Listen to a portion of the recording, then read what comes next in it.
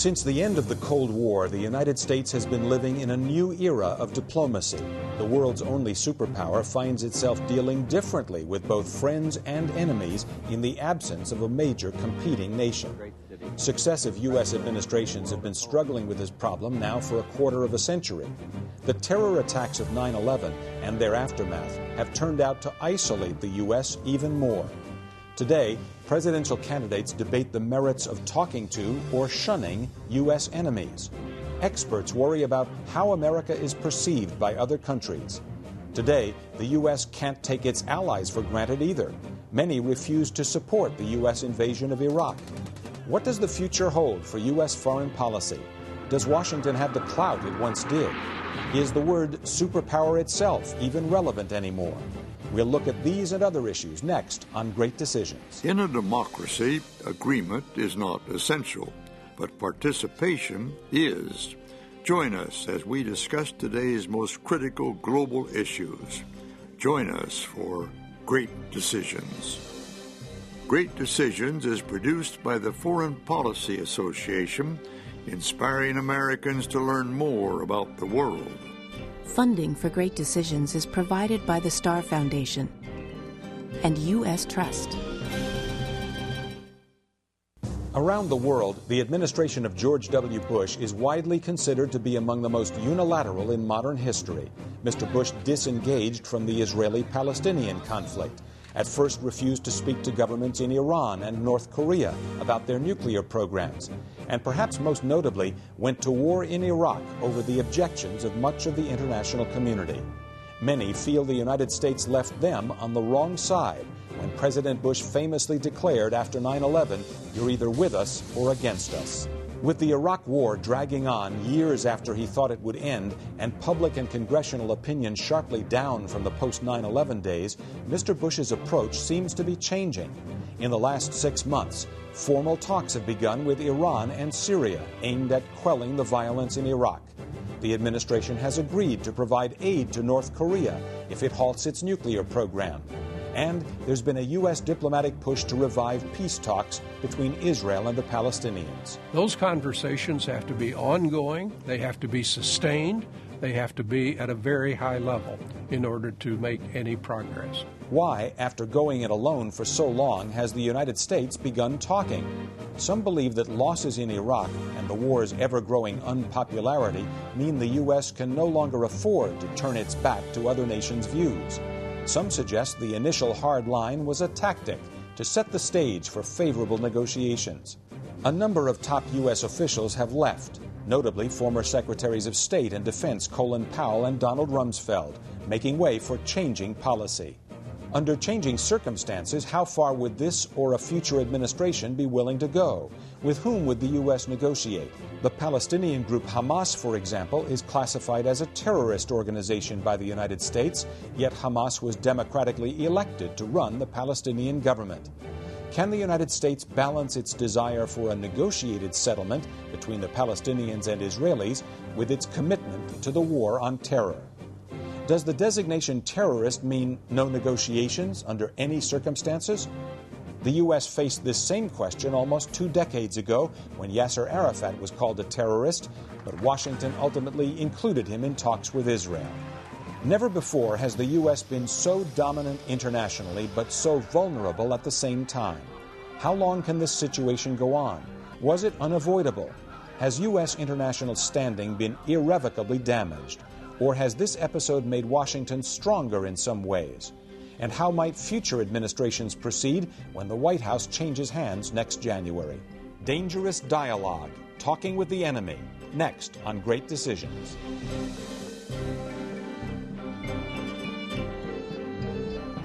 And now from our New York studios, here is Ralph Begleiter. Welcome to Great Decisions. To help us talk about the future of U.S. diplomacy and whether the United States should speak with its enemies, we have Donald Gregg, former U.S. ambassador to South Korea and chairman of the Korea Society and former advisor to Vice President Bush, also a former CIA analyst. And John Whitehead, former Deputy Secretary of State in the administration of Ronald Reagan. Welcome to you both. Thank you. So, should the United States talk to its enemies or shun them? Don? I don't want to make a general statement on that, but more often than not, I think talking is much better than shunning. And even worse than shunning is demonizing, which is something that we've had a tendency to do from time to time. We demonized Ho Chi Minh, we demonized Kim Jong-il, and that makes it harder to start the kind of dialogue with people like that that can eventually help us avoid hostilities and lead to a diplomatic solution. Calling the Soviet Union an evil empire wouldn't lead to discussions with the Soviet Union? Well, President Reagan did that, but then he didn't live by that statement. He knew what Gorbachev represented, and he had a terrific dialogue with Gorbachev. And I think he played a tremendous role in ending the Cold War without a shot being fired through his dialogue with Gorbachev. John Whitehead, you were around at that time and in the Reagan administration. Did the president make a switch, or did he feel basically that you shouldn't talk with an enemy and then... No, I think the president, in my memory, often talked with enemies and was very good at it. And his relationship with Gorbachev is a good example of how he softened the relationship between the Soviet Union and the United States and helped lead to a solution of the Cold War. President Reagan famously or infamously also talked with Iran during his administration. He didn't do that publicly, he did that privately, and then it was disclosed, I think much to his chagrin. Today, the United States faces a continuing confrontation with Iran. Should the U.S. be talking to Iran now? Yes, I think as a general rule that talking with your enemies is a good thing, and that we should not hesitate to do it. And there's a tendency to demonize our enemies, as Don has said, and I think talking with them instead is the way that you can find solutions. But I can't help pointing out the contradiction in what you're both saying here. President Reagan was the one who said, we won't negotiate with terrorists, and then he was the one who sent a secret negotiator to negotiate with the Iranian regime. How do you square those two things? Well, how can you say on the one hand, yes, we should talk to our enemies, but on the other, and not demonize them, on the other hand, call them evil empire and terrorists? There are different ways of talking to people, and you sometimes talk to people privately in a different way than you talk with them publicly. But to continue to communicate with our enemies in some way is extremely important. I've always thought that the United States is crazy to close its embassies when we find somebody that we declare to be our enemy. That's just the time when we need the embassies, when we need multiple contacts with a country. Don, I'm not sure what position you were in at the time, but when the Soviet Union invaded Afghanistan, one of the first things the U.S. did at that time was essentially withdraw diplomatic personnel from Afghanistan. Well, we'd had an ambassador shot and killed there, Spike Dubs, a very good man. And we did not have very good relations with the puppet leader that we were dealing with, and it was a very dangerous situation. But I think we would have done better. But going back to the Iranian example, I think if you start talking with somebody that with whom you have a hostile relationship, you have to know the history of that relationship. And part of our problem with Iran is that in the early 1950s, we overthrew Mr. Mossadegh, put the Shah back on the throne in Iran. And the Iranians have never forgotten that nor forgiven us for it. And so when President Reagan reached out to the Iranians in the Iran-Contra thing, he was doing it secretly, and he was sort of violating some principles. And I think we had forgotten how angry the Iranians, who have a very proud history, are about the fact that we overthrew the man who they had as their legitimate leader because he'd nationalized his oil. And the Brits didn't like it, and we didn't like it. The Dulles brothers were in power, and they had a list of 8 countries where we were going to have regime change. And it was Iran, Guatemala, and Cuba, and that was just a disastrous litany of failure. Do you think that history between the United States and Iran is playing out today in the dealings with Iran Absolutely. over the war in Iraq? Absolutely. How so? Well, I think they have a proud history going back thousands of years. They feel humiliated by what we did to them. The Shah was very unpopular. He had a brutal intelligence service, and we are seen as somebody who meddled in their internal affairs in the name of oil. And it takes a proud people a long time to forget something like that. Now in the war in Iraq, the United States finds itself having to deal with other neighbors in the region. It's dealing with other Arab states. It's, of course, dealing heavily involved with the Iraqi government, but essentially refusing to talk in any substantive way with the Iranian government. In your view, is that a good thing, John? No, I would always want to keep the lines of communication open with a country like Iran, particularly important now. I was surprised and distressed when recently Ahmadinejad, their principal leader now in Iran, came to New York to attend a United Nations session and asked if he could go to Ground Zero and lay a wreath in memory of those that were killed at Ground Zero. I interpreted that as a gesture of friendship to the United States, something we've been looking for with Iran for years and haven't seen. And we rebuffed the man who came to America and wanted, if he did anything while he was here, he wanted to show respect to those who were killed, even by his own hand and the hand of terrorists that he may have controlled. I thought it was a missed opportunity to establish a more friendly relationship with Iran, which is would be very much in our interest. You think that was a gesture on the part of the Iranian government to open a negotiation? I think it could have been interpreted that way. Yes, I think we should have assumed it was a friendly gesture and hoped that it was a friendly gesture. The United States, of course, has accused Iran of fomenting anti-American violence inside Iraq. Right. Let's listen to Lee Hamilton, who is the chairman of the Woodrow Wilson Center for International Studies in Washington and was the co-chair of the Iraq Study Group. Great Decisions asked him about the question of whether Iran ought to be brought into negotiations. I don't think it's possible to say, okay, we're going to sit down with our friends, the Saudis, and we're going to sit down with our friends, the Jordanians, and solve the problems of Iraq. In the best of all worlds, maybe that's the way it would work, but you can't leave out some of our adversaries. Iran is a major player in Iraq. We may not like that, but it's a fact. And if you're going to deal with Iraq and try to bring it together as a country, you cannot ignore the power, the influence, the presence of Iran. Of course, Iran has been and is a major presence not just in Iraq but in the entire Persian Gulf region and in the Middle East. The U.S. accuses Iran, for example, of instigating Hezbollah in Lebanon and aiding and abetting Hamas in the West Bank and the Gaza Strip. So there may be other reasons to talk to Iran. Do you think the United States has missed a boat in all these years by not engaging in a relationship with this government, which the United States doesn't like? Yes, I do. I was seconded to the Carter administration and was there during the seizure of the American embassy.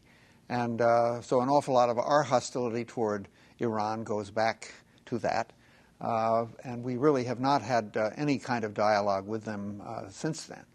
And Ahmadinejad's position in Iran is not that secure. Iran is not a totalitarian society. There are a lot of young Iranians who still have a great interest in the United States. And I think that we strengthen Ahmadinejad by sort of allowing him to point to the pressure that we're putting on him.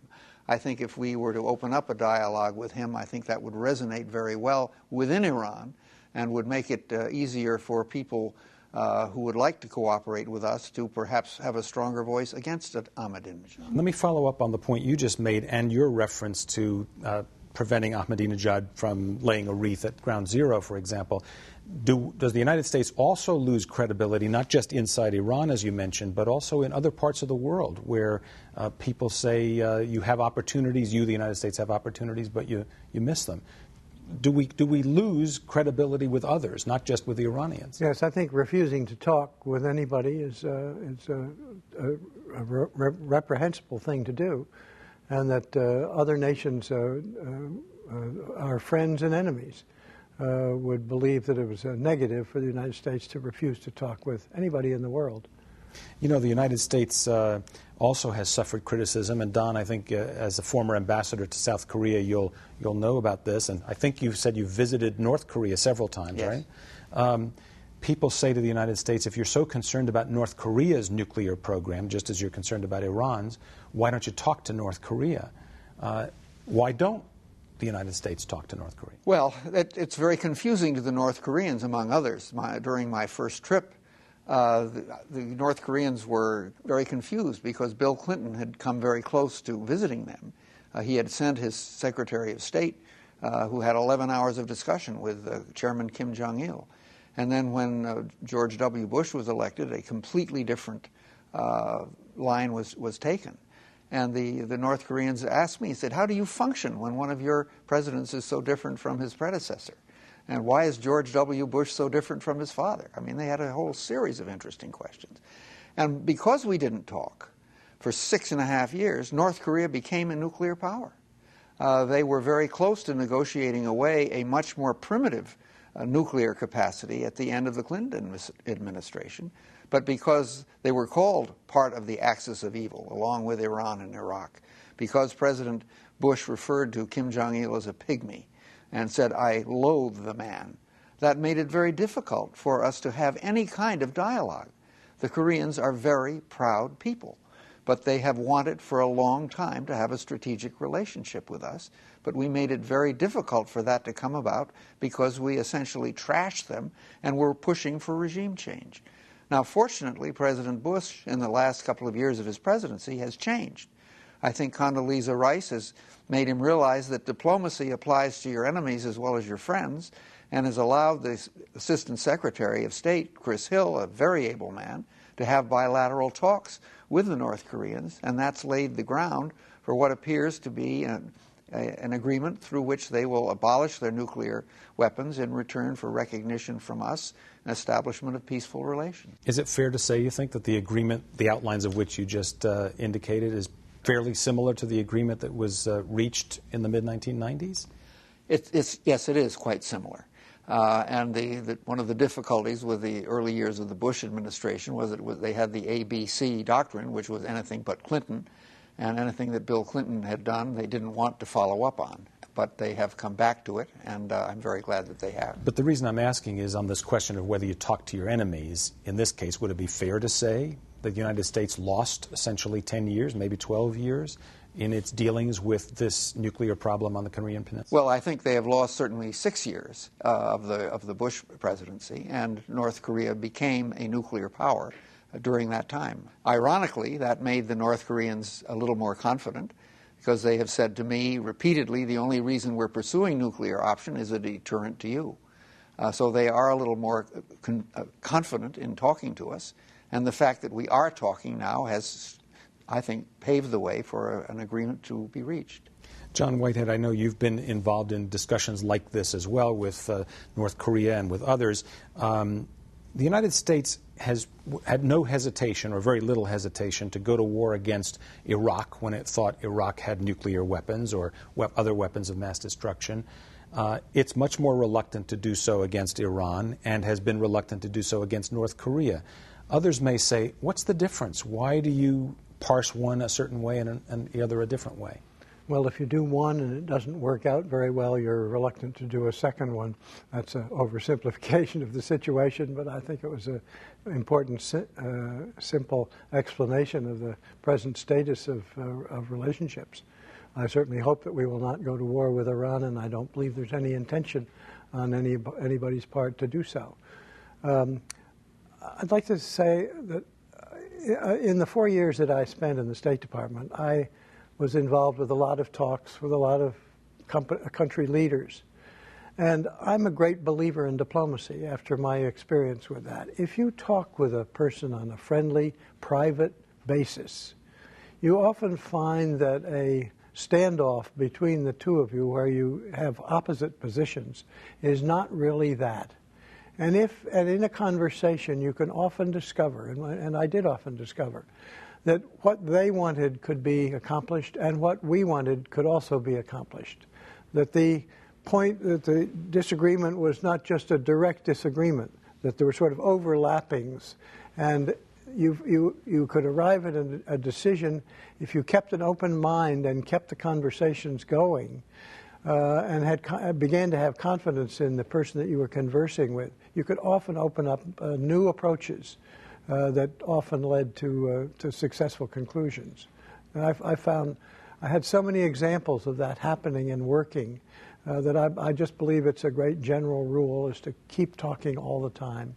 During the Reagan administration in which you served, the president and others in the administration repeatedly referred to Yasser Arafat and the PLO as terrorists, and that there would be no negotiations with terrorists. At the very end of the Reagan administration, I think it was December of 1988, the administration decided to open the door to negotiations with Yasser Arafat, and that, of course, led to further agreements in the early 1990s, the Madrid Peace Conference eventually, and things like that. My question to you is, today, the United States faces a democratically elected Hamas government in the Palestinian territory of the Gaza Strip, and yet the United States will not meet with or negotiate with Hamas leaders. Is that the right step to take? I think not. I think without the United States participation, it's unlikely that there will be any conclusion of good results between the Palestinians and the United States. So you think it would actually be Israel. You think it would be better for Israel's future and the United States' future if the U.S. negotiated with Hamas? Yes, absolutely. How about you, Don? Have you thought about that one? Well, we encouraged an election in Lebanon and votes in Palestine, and the people we didn't like won. And so I think we have to live with the results of plebiscites and so forth. Yes, I think we ought to talk, and I think we're moving in that direction now.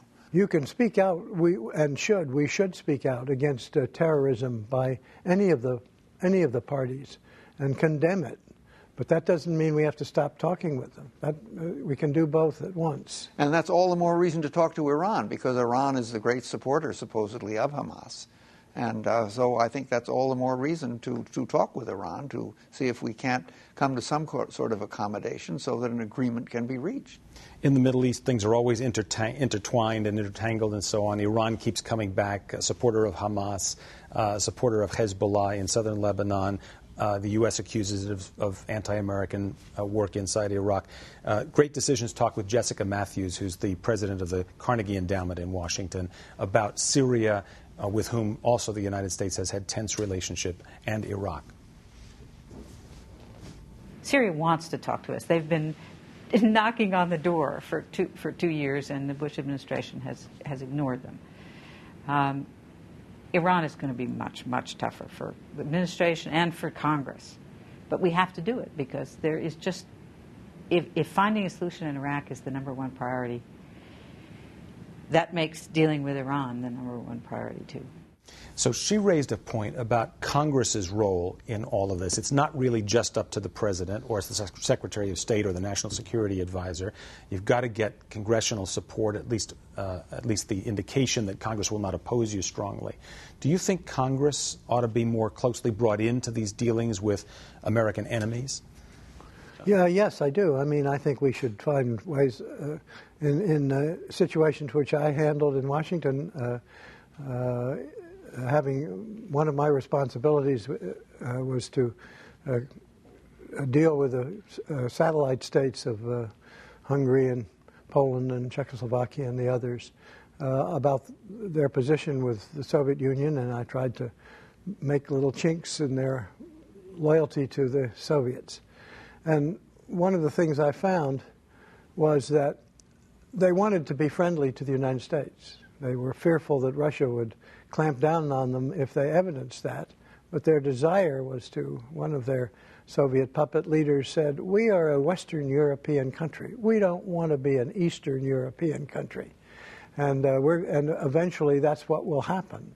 Well, now, when you hear that from a country that you thought was your enemy, it was conversations that brought out their reminder that they really belonged on our side of the Cold War. And that's when we finished with our discussions with them in the years that I was there, that's what they were. They were much more friendly to the United States. A final comment on a country that is not perceived as an enemy. In fact, it's an ally of the United States. Turkey is a NATO ally of the United States. But in the last few years, public opinion in Turkey toward the United States has plummeted to the point where public opinion surveys now show many, many Turks don't like the United States. Yet they're an ally. There's a case where should diplomacy, more intense diplomacy perhaps with Turkey over the war in Iraq, Could it have made a difference? I would think so. I would think it could have. I think the current problem with Turkey centers on the Kurds. The Kurds are more friendly to us than any of the other ethnic groups in Iraq, and the Turks are terribly afraid of Kurdish independence. But that is a big problem between us and Turkey, and we need to talk about it all the time. Donald Gregg, former U.S. ambassador to South Korea, chairman of the Korea Society, and John Whitehead, former Deputy Secretary of State in the administration of Ronald Reagan. Thank you both for being with us on Great Decisions. And thank you as well for joining us on Great Decisions. I'm Ralph Begleiter.